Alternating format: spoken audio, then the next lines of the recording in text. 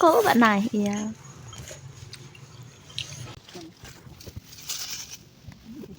Sao sẽ ốc nữa? Cho một chị hết đằng này. Sao sẽ?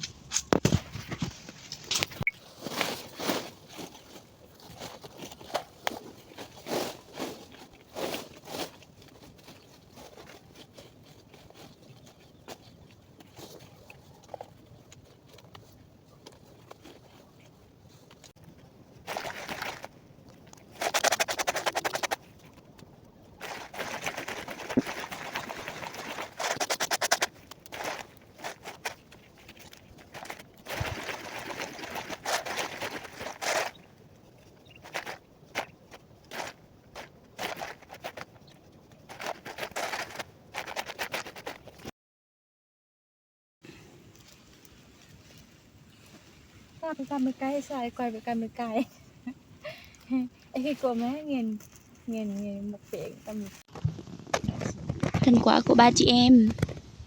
ôi là thịt lẻ gạn nam Nan là cô tăng ngã về kiểu này. Đây là thành quả của ba chị em sau 3 tiếng đi mót cà phê đây.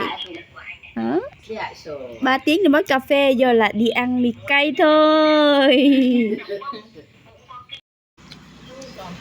Ai, ba chị em mời cả nhà dùng trưa nghe.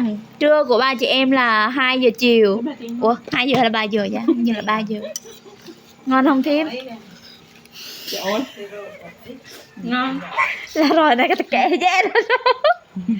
mẹ mốc chú tí xong rồi Để có đường mô tô mì cay này đã phải để tóc bù xù luôn. Ngon không Thiêm? Ngon. được vào tàu à? Có khi ăn là mọc cà phê nữa không? Mà chả cay mì cay không? cái vô cái tầm mình nghiền